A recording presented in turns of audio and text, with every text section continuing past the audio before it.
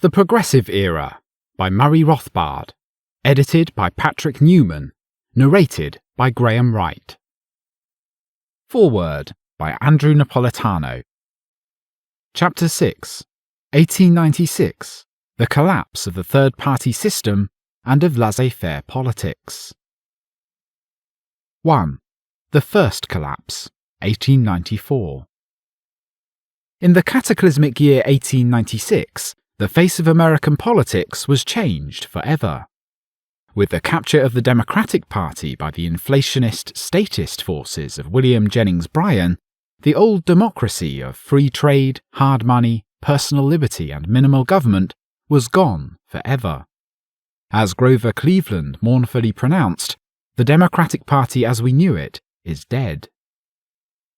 The orthodox historical view holds that the Bryanite conquest of the Democratic Party resulted from the Depression of 1893. In response to the Depression, the masses, led by the farmers of the South and West and clamouring for increased government intervention and the greater purchasing power provided by cheap money, swept Bryan into the presidential nomination in the summer of 1896. There are on its face several grave problems with this conventional interpretation.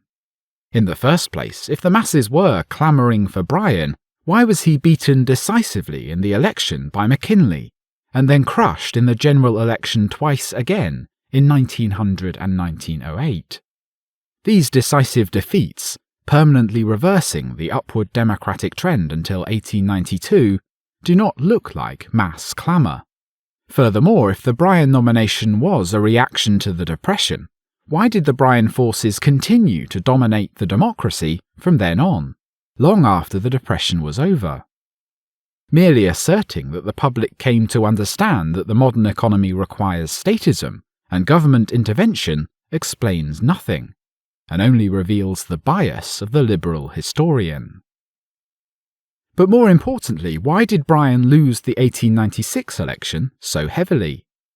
The Bryanite historians, reflecting the charges of the Bryan forces at the time, fall back on contemporary charges of coercion or corruption in the polling places. The masses wanted to vote for Bryan, but were intimidated into voting Republican instead. But this conventional charge is singularly unconvincing. In the first place, corruption, equally on both sides, was a marked feature of all the elections in this era, and there is no evidence whatever that there was any sudden or significant increase in pro-Republican corruption in 1896. Secondly, the Bryan forces did not charge rural coercion or corruption.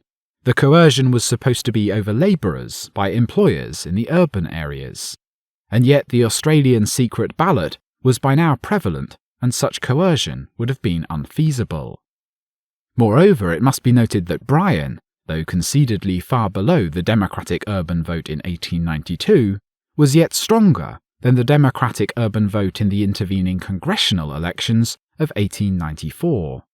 Does this mean that the coercion of workers by Republican employers was less against the hated Bryan in 1896 than it had been against the Conservative Democrats 2 years earlier?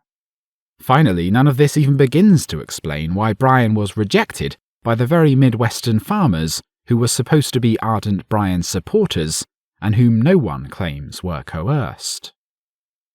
Poor Grover Cleveland had the ill fortune to assume office just after the Depression of 1893 had begun, and just soon enough to be hit with the blame by the voting public.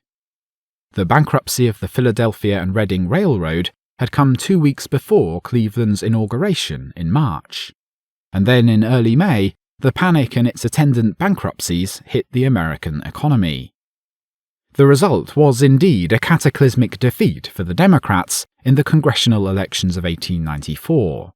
In the elections of 1892, 61.2% of the House of Representatives was Democratic, but after the fall 1894 elections, only 29.4% of the House was Democrat, a disastrous loss of no less than 113 seats. The impact of the Depression caused the public to stress economic issues more intensively than before. In 1890, the Sherman Silver Purchase Act had cemented an alliance between the Republicans and the inflationist pro-silver forces, and tended to ally the latter to the protectionist cause, the Republicans being above all the party of the protective tariff. The Democrats, as well as being free traders, had been historically a solidly hard money, gold standard party, and the Democratic platform of 1892 condemned the Silver Purchase Act and called for its repeal. True to its commitment, the first act of the new Cleveland administration was to push through repeal, which enabled the Republicans to pull out the demagogic stops and blame the Silver Purchase repeal for the Depression. In response and in despair at the increased defections to the pro-silver and inflationist populists, the Democrats, at least in the South and West, continued to shift their positions and to take up the free silver cause. The two parties continued and intensified their differences, however, on the protective tariff question. Pledged to tariff reduction, the Democrats drove through the Wilson-Gorman Act in 1893-94.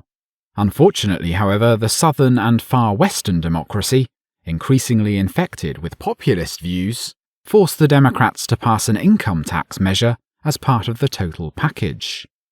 Although rather astute businessmen and such New York and New Jersey Democratic leaders as U.S. Senator David B. Hill, New York, and James Smith, Jr., New Jersey, fought against the income tax, the increasingly statist South and West were able to push it through, with the passive support of Cleveland, who was willing to accept the new tax in return for the tariff cut. Editor's remarks.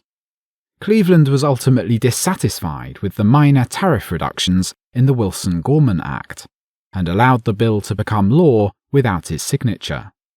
The income tax was later struck down by the Supreme Court as unconstitutional in 1895, and the Wilson-Gorman tariff was replaced by the 1897 Dingley tariff, which reaffirmed protectionism. The income tax would return in the Taft administration, and alongside the rate-reducing Underwood tariff, the 16th Amendment was passed under the Taft and Wilson administrations in 1913. The passage of the income tax was due to a coalition of groups favouring tariff reduction, but eager to find a substitute source of revenue. They were the progressive populists, who wanted to reduce income inequality, manufacturing export firms, and those involved in South American and Asian foreign direct investment. The latter also had a vested interest in using the tax to fund the growing pension plans and naval military build-up, which would be used to protect their overseas investments. Although under the initial law the tax only hit the upper class with the top rate at 7%, during World War I the government extended its encroachment, and rates skyrocketed, including on the middle class. A high income tax penalises up-and-coming entrepreneurs who earn high annual incomes relative to their wealth at the expense of existing wealthy entrepreneurs who earn relatively low annual incomes. As a result, it reduces income mobility and ossifies the existing elite. End footnote. Some Democrats were still able to champion their old low-tax and low-budget principles, however. Thus, in Wisconsin, the Democrats pointed out the depression relief their tax-cutting policies caused. On generally weak economic grounds because of the Depression, the Democrats in 1894 tried to shift grounds to cultural issues, and therefore launched a blistering attack on the newly burgeoning American Protective Association. For the benefit of the German Lutherans, the Democrats stressed the nativist as well as the anti-Catholic policies of the APA. In response, the Republicans intensified the regroupment of issues already underway. It would be folly to lose their current advantage on economic issues by alienating Lutherans and other potential defectors from the democracy, and where the moderates were in control, the Republicans tried to avoid close identification with the APA.